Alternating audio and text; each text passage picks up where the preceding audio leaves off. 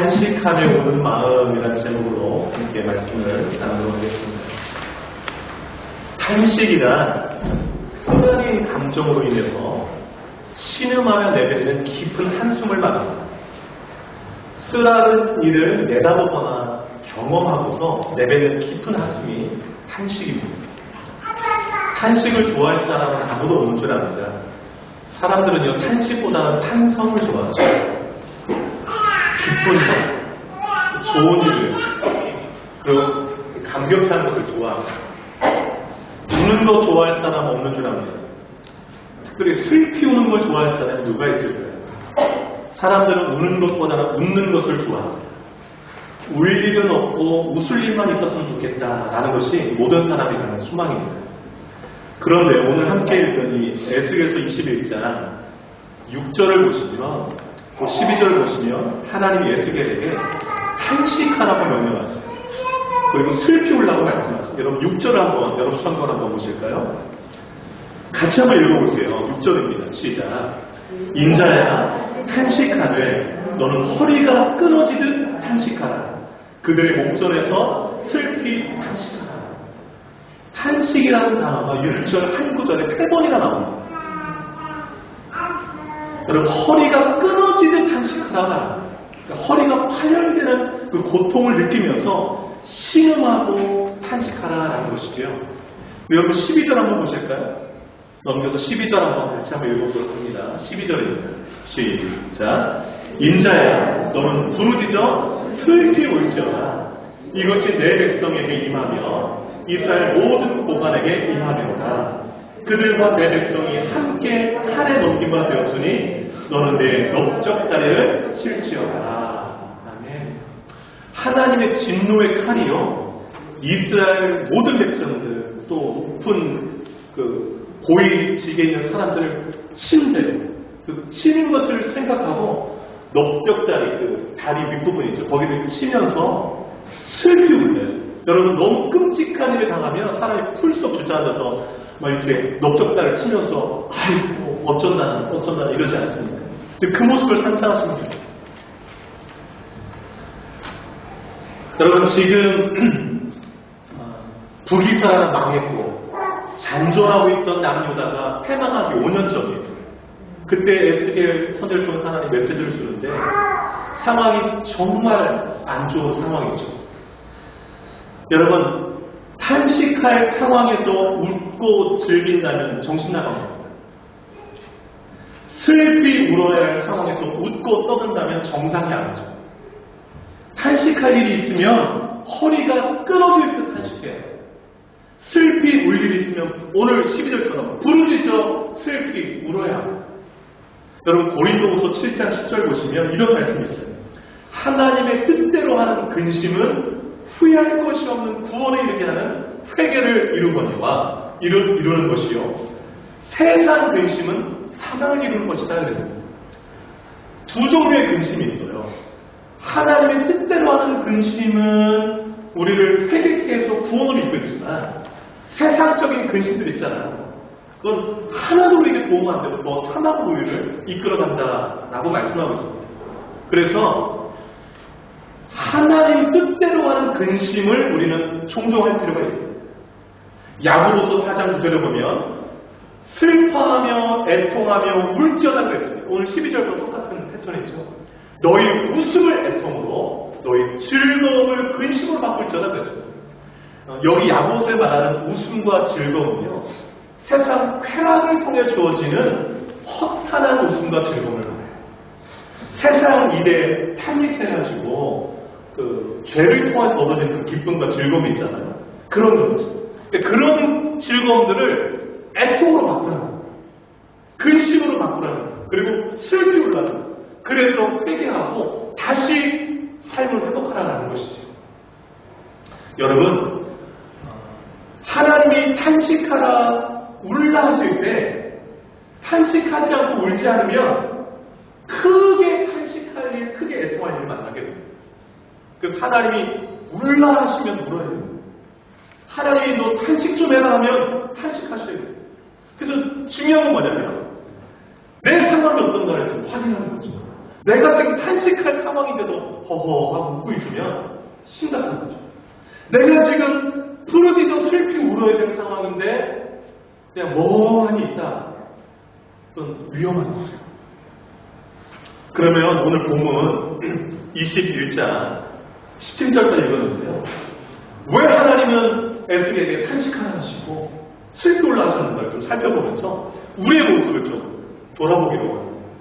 세 가지인데요. 첫째, 하나님이 나의 대적이 되심을 깨달았다면 탄식하고 슬피 울라라는 것입니다. 하나님이 나의 대적이 되고 계시다고 느끼면 탄식하며 울라라는 것입니다. 3절 한번 읽어볼게요. 여러분 3절을 큰 소리로 한번 읽어봅니다. 3절 시작. 이스라엘 땅에게 이르기를 여호와의 말씀에 내가 너를 대적하여 내 칼을 칼집에서 빼어 의인과 악인을 내게서 끊을지라. 내가 너를 대적하여 보는 책들었어요. 여러분 지금 3절이 이스라엘 땅에 대하여 말씀하고 계십니다. 이스라엘 땅에 대하여 내가 너를 대적하리라. 여러분 이 3절에 말하는 이스라엘 땅은 이스라엘 나라를 말합니다.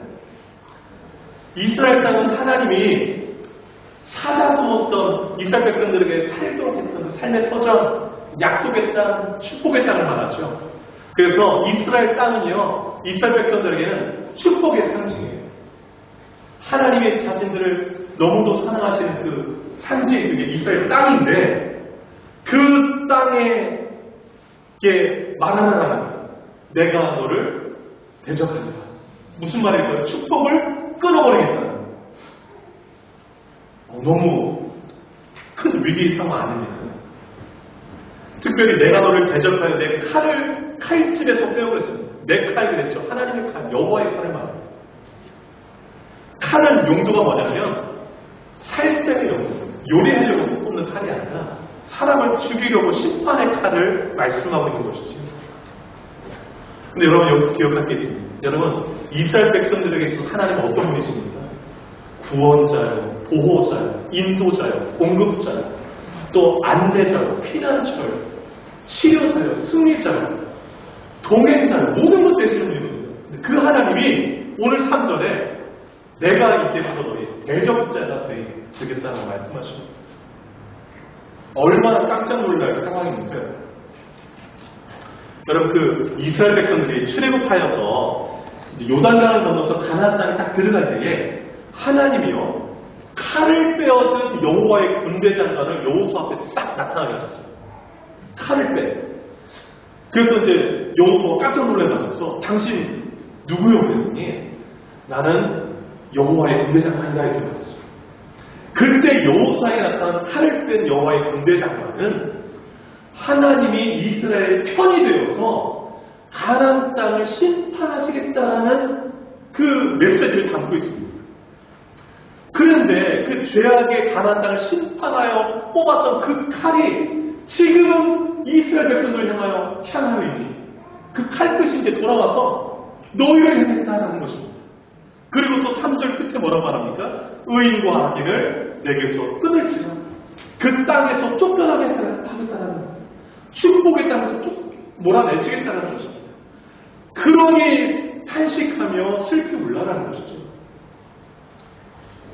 여러분, 하나님이 내 편 안 되시고 칼을 뽑아서 나를 대적하러 오신다면 얼마나 겁날 일입니까? 그럴 일이 없기를 소망합니다. 그럴 일이 없기를 소망합니다. 하나님 항상 내 편이 있어서 나의 대적과 싸워주시기 위해서 군대 장관을 보내신 이 축복이 있으면 얼마나 좋습니까?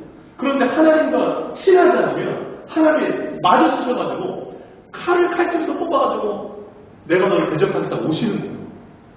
하나님이 나와 맞서시면 안 되고 내 하나님 곁에서 하나님도 내 곁에서 함께 나가주시면 얼마나 보기가 좋습니까? 내 삶도 복되고. 그러면 왜 하나님이 3절처럼 내가 너희 이제 칼 뽑아서 너희 대적이 되겠다라고 하시는 것일까요? 그게 2절에 나와요. 2절. 그 이유가. 2절 한번 읽어보고 해답을 좀 찾아보도록 하겠습니다. 2절, 그 위에 절 한번 읽어볼게요. 시작. 인자야, 너는 얼굴을 예루살렘으로 향하며 성소를 향하여 소리내어 이스라엘 땅에게 일어나라. 그럼 2절에서 예루살렘의 체크하시고, 성소 체크하시고, 이스라엘 땅 체크해 놓으시기 바랍니다. 예루살렘은요, 하나님의 백성들이 사는 도시를 말합니다. 그 수도죠, 수도. 성소는요, 거룩한 장소라서 성전, 하나님의 임재에 계신 하나님의 거처를 말하죠. 이스라엘 땅은 아까 말씀드렸죠. 하나님의 축복을 주신 땅, 이스라엘 백성들의 삶의 터전, 다 하나님과 관계되어 있는 장소들입니다. 그런데 그 장소들을 향하여서 소리내어서 예언하는 거예요. 그 예언의 내용이 뭐였습니까? 3절. 내가 이제 칼 뽑고 너희 대적되리라. 왜 특별히 예루살렘, 성소, 이스라엘 땅을 콕 집어서 말씀하시면서 그 장소를 향하여서 소리내어서 예언하라, 내가 너희의 대적되리라 하신 것일까요? 이 세 장소는 하나님이 구별하신 장소로 거룩하게 보존되어야 될 장소들이에요. 여러분, 하나님의 백성들이 사는 도시, 가장 좁게 말하면 집, 그 집이 그 당시로 말하면 완전 타락한 도시가 됩니다. 성소, 성전, 오늘날로 교회가 완전 타락한 거예요. 그리고 이스라엘 땅, 우리가 사는 삶의 터전, 직장, 사업장, 학교, 내가 머무는 모든 이 사회활동하는 모든 영역이 타락한 것이 된 거예요. 하나님 우리를 불러내어서 내가 너를 살게 한 네 집, 교회, 사회생활의 모든 영역을 거룩하게 하나님 나라 되게 만들려고 불러주셨는데 그 곳들을 타락시킨 거예요. 그래 하나님이 칼 뽑아서 내가 너를 대적한다 라고 하시는 거예요. 그래서 중요한 게 뭐냐면 내가 머물고 있는 예루살렘, 내 집, 우리 도시 오클랜드, 그 다음에 성소, 새누리 교회, 그 다음에 이스라엘 땅, 이 뉴질랜드 좁게 또 대한민국 국민이니까 대한민국 또 전 세계 확장시켰어요. 어떤 모습을 하고 있는가를 확인할 수가 있는 것이죠. 내가 머무는 것이. 여러분 5년 뒤에 멸망했다고 했잖아요. 그 멸망 끝을 달리고 있으니까 얼마나 타락했는지 여러분 우리가 그 영상 예배 드릴 때 에스겔 8장 할 때 하나님 에스겔을 환상 중에 확 끌어가면서 그 당시 예루살렘 성전으로 데려가셔서 성전을 보여주신 거 말씀 나눴습니다. 그때 네 가지 우상이 있는 걸 말씀드렸죠. 그 북향한 문, 그 예배 드리러 사람들이 들어가고 거기로 재물도 막 하나님께 제사를 드리는 재물도 들어가는 그 북향양문에 질투의 우상이 세워져 있었어요. 아니 하나님께 제사하고 하는데 우상은 딱 먼저 눈 마주치고 인사하고 들어가고 성전에. 그리고 여러분 그 비밀의 방 우상 기억나시죠? 그 장로 70명 이스라엘 대표하는 지도자들이 방 앞에 벽까지 세워놓고 그 뭐 하나 그 벽 구멍으로 봤더니 문 열어 들어갔더니 그냥 어두침침한데 온갖 벽에 그냥 우상 그림, 뭐 동물 그림 다 그런 거기에 막 비닐을 입고 향 피우고 거기서 제사하는 모습. 안 보이듯이 비밀의 우상. 그러니까 자기들이 비밀스러운 방 안에서 막 자기 방안에 우상을 섬기고 있었던 모습을 다 고발하고 계시잖아요. 그리고 여자들은 어떻게 했습니까? 그 계절시 봄에만 잠깐 나타났다가 날 더우면 다시 지하생으로 들어가요.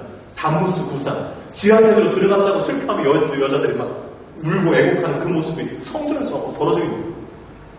하나님의 백성. 그런가 하면 제사장 25명이 그 성경이 이렇게 나와요. 성전을 등지고 동쪽 태양을 향하여서 예배했다 이렇게 나와요. 총체적으로 그 성전이 우상의 근거지가 되는 모습을 그 에스겔 선지 환상을 보여주는 거예요. 그 포로지에서 이렇게 환상을 통해서 너네 실상이 이렇다. 그러니 하나님이 너무너무 슬프셔서 이러니 내가 너희 어찌 탄식하라 하지 않겠느냐, 슬피 올라 하지 않겠느냐 그러시는 거죠. 그래서 여러분 우리가 좀 돌아봐야 할 줄 압니다.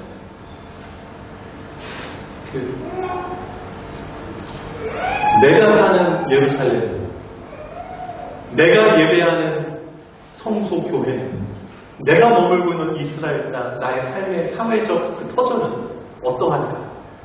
오늘 예배를 통해서, 말씀을 통해서 좀 한번 생각해 봤으면 좋겠습니다. 그곳들이 우상이 가득한 곳이 아니라 거룩한 곳들이 되었으면 좋겠습니다. 여러분 2절에서 소리내어를 좀 이렇게 결핍해 주시죠.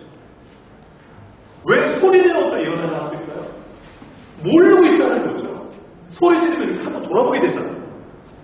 그러니까 지금 여러분 왜 비밀의 방에서 막 하고 있는 모습들 가운데 모르겠다고 생각하는 하나님 다 보고 계셔가지고 환상을 다 보여주잖아요. 그러니까 환기시켜서 깨닫고 그대로 알게 하면서 탄식하게 하라. 허리가 끊어질 듯 탄식하며 하나님 앞에 회개하고 돌아오게 하라는 것이죠. 그래서 우리가 귀가 열려서 하나님이 내게 소리내어서 들려주시는 말씀이 무엇인가 들을 수 있는 귀가 열리는 축복이 있기를 간절히 소망합니다. 그래야 하나님이 나의 대적이 아니라 내 편이 되어서 나의 대적과 싸워주시는 은혜가 여러분 삶 가운데 충만하시기를 축복합니다. 두 번째로 어떨 때 탄식하며 슬피 올라 하시는가? 영적 무감각을 깨달았을 때 탄식하며 올라라고 말씀합니다. 그럼 7절 말씀을 같이 한번 읽도록 하겠습니다. 7절 말씀 한번 읽어봅니다. 있으면 시작. 그들이 내게 묻기를 네가 어찌하여 탄식하느냐 하거든 대답하기를 재앙이 다가온다는 소문 때문이니 각 마음이 녹으며 모든 손이 약하여지며 각 영이 쇠하며 모든 무릎이 물과 같이 약해지리라. 보라 재앙이 오나니 반드시 이루어지리라. 주 여호와의 말씀이니라 하라. 여러분 허리가 끊어질 듯 탄식하는 모습을 포로지 백성들이 보는 앞에서 그렇게 막 탄식하라고 했어요. 이렇게 막 부르짖으며 슬피 우는 모습을 보여주라는 거예요. 잘 모르니까 못 깨닫고 있습니다. 그래서 이제 그러면 울고 있으면 예수의 선지자가 막 이렇게 넓적다리 치고 막 부르짖으면서 막 울고 탄식하고 그러면 옆집 사람이 울을 거 아니에요. 선지자는 왜 이렇게 울어요? 왜 이렇게 탄식하고 있어요? 그러면 이렇게 대답해서 그게 7절이에요. 뭐라고 대답해 주래요? 무슨 소문 때문에 지금 탄식한대요? 재앙이 다가오는 소문 때문에 내가 이 소문 안 들리냐? 여러분 거기 7절에 재앙이 다가온다는 소문 때문입니다. 그 뒤로 더 밑에 보라 재앙이 오나니 그거 좀 체크해보세요. 5년 뒤에 완전 망하거든요. 그 재앙의 소문이 오는 것을 예수의 선지자는 듣고 있었던 거예요. 미리. 근데 지금 그들은 그런 재앙이 올 줄 전혀 몰랐어요. 그래서 네가 먼저 울고 그 재앙이 지금 오고 있다는 것을 좀 알게 하라는 것입니다. 알게 하라. 근데 이게 5년 뒤에 실제로 이게 일어났습니다. 5년 뒤에. 여러분 그 7절을 보시면 7절에 하나님이 빼낸 칼이 누군가 하니 바벨론 왕을 가리키는데 여러분 19절 잠깐 보시겠어요? 여러분 19절 한번 보세요. 인자야 너는 읽어볼까요? 시작. 인자야 너는 바벨론 왕의 칼이 그랬죠. 올 두 길을 한 땅에서 나오도록 그리되 여기까지. 하나님이 빼드는 칼이 바벨론 왕을 들어서 치는 것을 말해요. 그래서 바벨론이라는 대국이 유다를 완전히 멸망시켰거든요. 그런데 바벨론이 여러분 생각해보세요. 실제 5년 뒤에 바벨론이 대군을 일으키고 막 쳐들어올 때 여러분 이제 말 타고 오고 막 이러면 땅이 막 이렇게 약간 움직이잖아요. 그리고 그때 막 몰려오는 그 공포가 그러면 이제 그 소리를 들을 때 여러분 심정 어떨까요? 이제 탄식하는 거예요. 막 떨고. 근데 그때의 실제 유다 백성들이 어떻게 할지 7절에 써놨어요. 가운데. 거기 뭐라고 하냐면 각 마음이 녹으며 모든 손이 약하여지며 각 영이 쇠하며 모든 무릎이 물과 같이 약해지리라. 쉬운 말 성경 이렇게 번역해놨어요. 이 부분을. 그 소문대로 되는 날이면 모든 사람들의 심장이 녹아버리고 모든 손이 맥이 풀려 쇠약해질 것이며 모두가 넋을 잃고 허약해질 것이며 모든 무릎이 힘없이 덜덜 떨게 될 것입니다. 여러분 누가 나를 죽이러 막 칼을 뽑아들고 막 온다고 생각해보세요. 그 공포가 얼마나 클까요? 이 현대어 성경이요. 모든 무릎이 물과 같이 약해지리라 이 부분을 어떻게 번역해놨냐면 오줌도 가리지 못하고 그냥 옷에다 쌀 것이다. 이렇게 번역해놨어요. 여러분 너무 놀라면 그냥 그 오줌을 지린다고 하잖아요. 실제로 뭐 칼 들고서 막 이런 사람들이 와서 막 그 아이의 여인의 배도 막 이렇게 가루가 하는 그 모습 본다고 생각하면서 뭐 너무너무 끔찍할 거예요. 아버지가 보는 앞에서 죽어 나가죠. 집 밟고 나가죠. 그 집을 다 불타죠. 여러분 그 공포가 얼마나 클까요? 근데 그게 오는 것을 모르는 거예요. 왜 몰랐을까? 영적 무감각해서. 5년 전인데 모르고 있어요. 그런 일은 다른 사람 얘기처럼 치부하는 것이죠.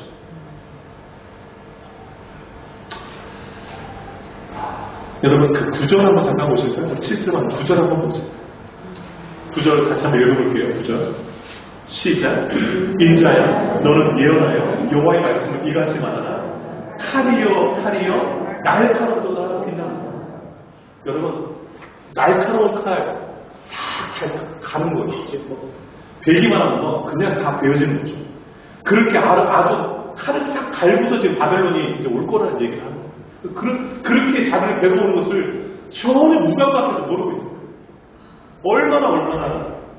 그러면서 그들이 한 속담은 뭐냐면 날은 더디고 묵시는 사라지리라. 이런 속담을 하면서 심판의 나라 무슨 심판의 나라 우리말로 저 딴 나라 얘기겠지. 그리고 묵시, 계시 언제 이루어진 적이 있어? 다 사라질 거야. 이런 소리 하고 있어. 그래서 하나님이 그 속담을 이제 사라지게 하는 것이죠. 그 속담을 쓰지도 말아요. 그리고 지난주에 살폈던 아버지가 신포도를 먹었는데 아들이 가시다 이런 속담을 다 해요. 그러니까 아버지가 잘못하고 내가 지금 그 신 고통을 내가 당하고 있다 이런 소리하고 자신들은 아무 죄도 없는 줄 알았어. 하나님 뭐라고 하냐면 너네들 지금 문제야 이러고 있는데 자기는 무슨 말? 그래서 여러분 그 바쁜 생활이지만 가끔씩 뭐라 말해요. 나의 예루살렘, 나의 성소, 나의 이스라엘 땅들 그리고 내 마음을 하나님은 어떻게 보시는가 말이죠. 여러분 10절 한번 그 다음 9절 한번 보시기 바랍니다. 같이 읽어볼까요? 그 다음 9절 10절 시작. 누구든 맞죠? 그 칼이 날카로움은 죽임을 위하며 빛나는 번개같이 되기 위하니 우리가 즐거워하겠느냐? 내 아들의 교가 모든 나무를 업신여긴도다. 이 뒷부분이 약간 무슨 뜻인가 좀 모호하시죠? 그 현대어 성경 번역으로 읽어드리니까 확 이해가 되실 거예요. 제가 읽어드릴게 들어보세요. 누구든지 닥치는 대로 쳐 죽이는 칼이 다 갈렸다. 그냥 서늘하죠. 번개처럼 번쩍이며 춤을 추는 칼이 다 갈렸다. 그러니까 바벨론 가서 그냥 춤추면서 살아보는 거 될 거라는 거예요. 그런데도 이스라엘 백성은 이 칼이 다른 백성을 쳐 죽이는 데 쓰일 줄 알고 즐거워만 할 것인가? 그게 여기 10절에 있는 우리가 즐거워하겠는 이 뜻인 거예요. 이 칼은 바로 이스라엘 백성을 쳐 죽이려고 번쩍번쩍 시퍼렇게 나리석에 갈리는 것이다. 자기들 목표로 보는 칼인지도 모르고서 그냥 즐거워하고 있다는 거예요. 얼마나 심각한 영적인 무감각증일까요? 그게 왜 그럴까요? 교만 때문에. 칼 것이 하나님께서 자기 하나 줄도 모르고 다 저 남 얘기지 뭐. 자기는 의롭다고 생각을 하는 거예요. 대단히 위험한 겁니다. 그래서 여러분 교만한 마음이 영적 무감각을 가져오는 거예요. 하나님의 말씀은 내가 된다는 말씀이 아니라 다 아무개가 문제지 뭐. 나는 의롭고 이렇게 생각하면 정말 위험한 그 영적으로 지금 무감각 상태에 빠져. 여러분 우리가 하나님의 말씀 들을 때 전부 누가 들어야 될 말씀을 들어야 돼요? 내가 들어야 될 말씀을 들어야 돼요. 내가. 그게 영적으로 깨어있는 거예요. 그래야 우리 사람들이 내가 서 있는 내가 사는 그 도시 예루살렘이 성소 이스라엘 땅들이 축복했다고 되는 거예요. 그거 다 무감각해지면 그냥 아무 생각 없이 사는 거예요. 칼끝이 어디로 향했는지도 모르고 그 비밀의 방에서 우상을 섬기거나 막 이러고 사는 것이죠. 여러분 지난주에 그 말씀 살펴봤잖아요. 이스라엘 백성들은 요때에도 하나님의 불공평하시다고 했어요. 하나님이 행하시는 길은 공평한 길이 아니다. 그리고 자기들은 공평한데 왜 우리를 이렇게 대우하시는가. 그래서 하나님이 하도 속닥다면서 왜 내 길이 공평치 않냐. 너희 길이 공평하지 아는 건 아니냐 이렇게 그냥 반문하시죠. 두 번이나 지난주 살폈잖아요. 그래서 여러분 내가 걸어가고 있는 이 길이 공평한가 굵지않은가 허물이 있지 않은가 늘 살피는 것이 중요한 줄 압니다. 그래서 여러분 지난 주일날 살폈 말씀에 마음과 영을 새롭게 하여 죽지 말고 살게 하라 이게 끝부분의 말씀이었습니다. 그래서 여러분 우리가 영적으로 무감각해지지 않는 비결은 뭐냐면 마음과 생각을 새롭게 하는 영을 새롭게 하는 것이죠. 딴 일 없습니다. 그냥 말씀이 다 나를 향한 말씀이구나. 이 칼끝이 나를 향하고 있는 건 아닐까? 이렇게 생각하는 것이죠. 그리고서 항상 내 안에 내가 회개할 것은 무엇인가? 혹 내가 영적으로 교만하지는 않을까? 늘 돌아봄이 필요할 줄 압니다.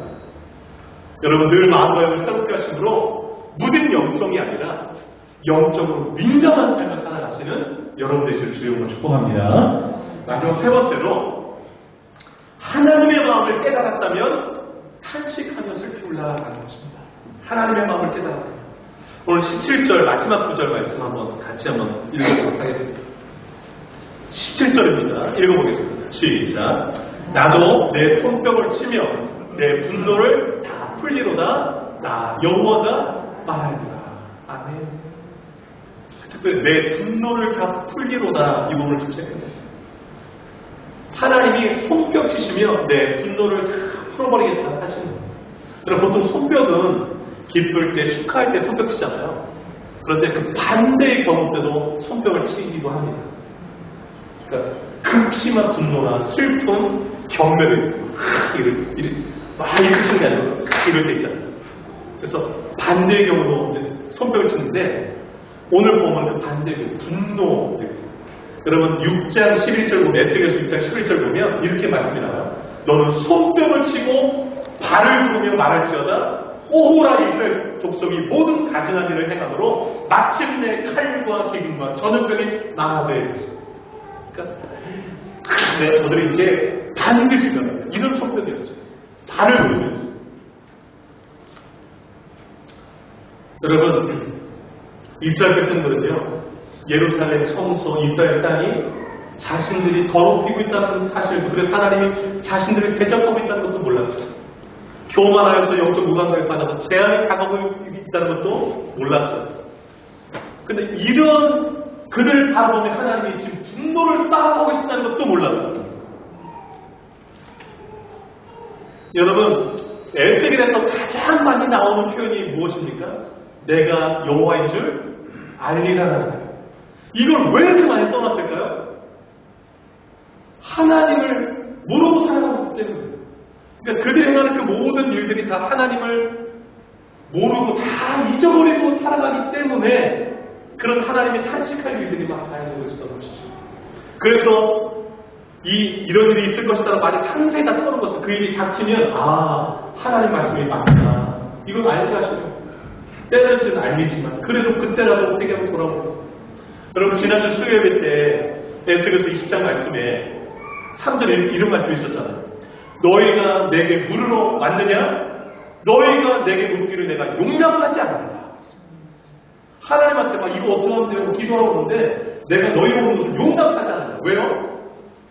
삶은 그 조상들이 범한 죄대로 살면서 하나님 앞에 마치 미래 어떻게 되면 좋습니까? 점치듯이 하는 그 모습을 하나님은 분노하시는 거예요.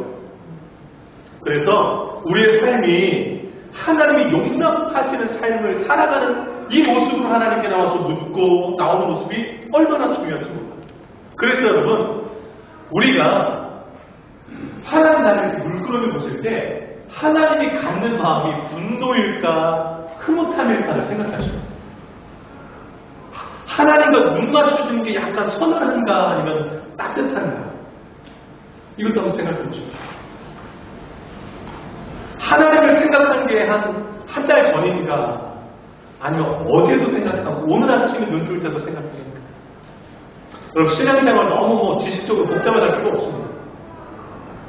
나를 향한 하나님은 어떤 마음을 갖고 계십니까? 늘 확인합니다.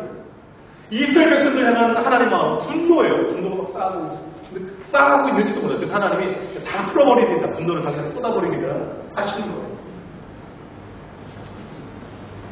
여러분 지난주 그 말씀 가운데서 하나님은 죄인 한 사람이 죽는 것을 기뻐하시겠느냐 그랬어요. 안 좋아한다고 그랬어요.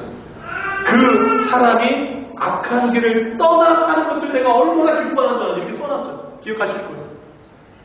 그런 하나님이 지금 17절에 내가 분노를 다 쏟아버리겠다는 그렇게 기다렸는데도 정신 못 차리고 탄식하면서도 이렇게 예수의 손자 시청교육을 했는데도 막 모르고 안 돌아오고 뭐 이러면 답 없다는 것이죠. 그래서 여러분 오늘 탄식하며 슬프구나 이 6절 12절을 이번 한 주간 좀 마음에 좀 깊이 묵상하셨으면 좋겠어요. 그 에스겔서가 이제 그 이번 주에 잠깐 대사령이어서 바뀌어요. 큐티 본문이.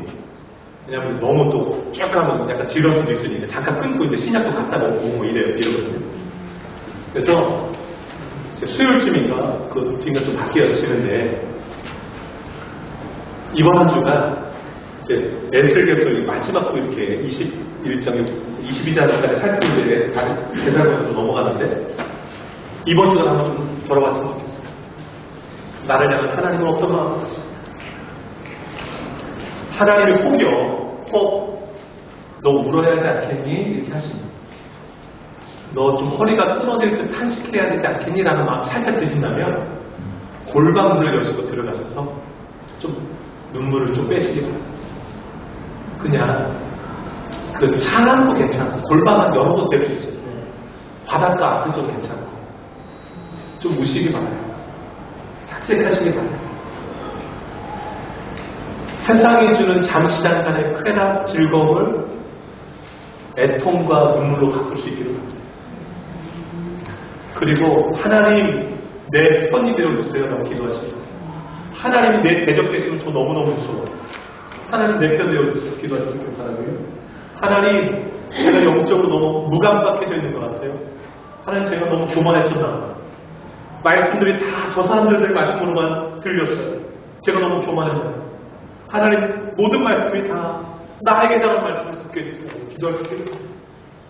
그리고 나를 향한 하나님의 마음이 분노가 아니라 이 기쁨이 가득할 수 있도록 하나님의 기쁨이 되는 삶을 좀 살기를 원합니다.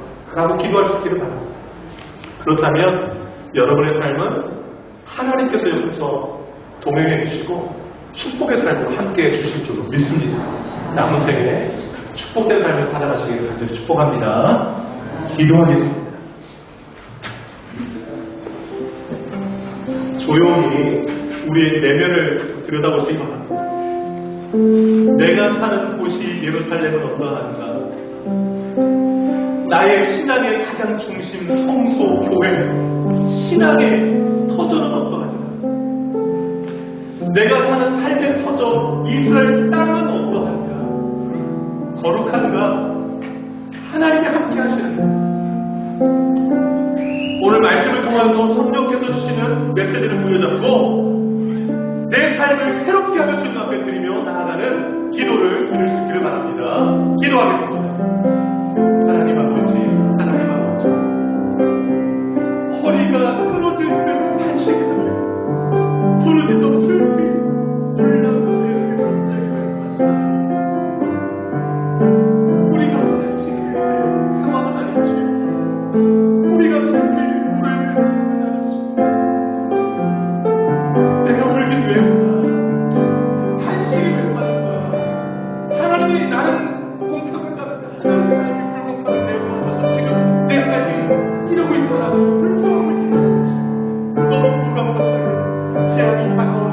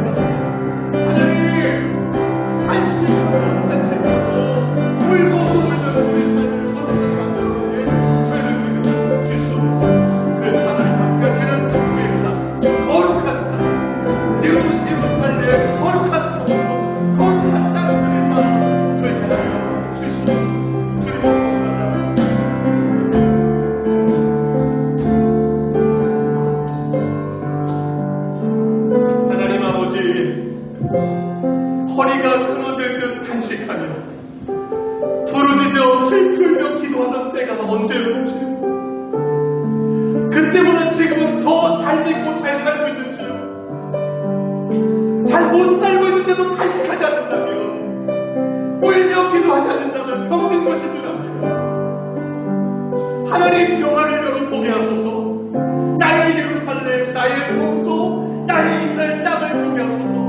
그 땅은 거룩한지, 그곳은 거룩한지, 하나님이 임재하고 계시는지, 나의 예배 가운데, 나의 삶의 도전 가운데, 우리 가정 가운데 임하여 계시는지, 기뻐하시는지, 아니면 분노를 쌓고 계시는지, 하나님 우리 안에 교만한 마음을 다 거두가 되시기를 원합니다. 모든 말씀을 다 내가 들을 말씀으로 듣게 하시고, 날마다 마음과 영과 생각을 새롭게 하여 죽지 말고 살아라라고 말씀하시는 그 음성을 듣게 하소서. 하나님과 동행하게 하소서. 하나님의 대적이 되는 삶이 아니라 하나님과 같은 편이 되어 살아가는 우리 사람들이 되게 하여 주시옵소서. 하나님 마음에 분노를 일으키는 삶이 아니라 하나님의 마음을 시원케 드리는 그런 삶을 하루하루 살아가는 저희들 되게 하여 주시옵소서. 하나님, 우리 사랑의 성도들 연약하지만 하나님이 붙들어 주시고 도와주시며 하나님 영광 올려드리며 살아갈 수 있습니다.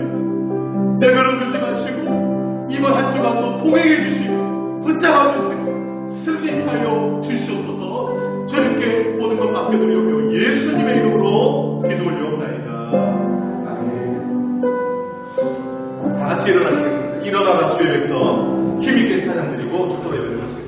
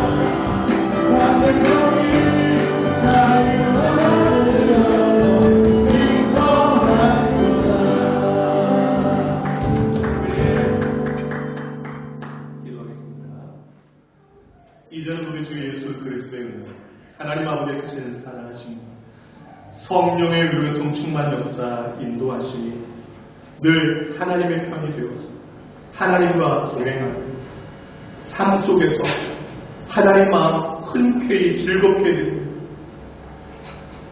하나님의 영광을 위하여 살기로 결단하는 이 자녀의 주 백성들 머리 위에 남은 생애 위에 이제로부터 영원토록 함께 하시고 간절히 축원하옵나이다. 아멘.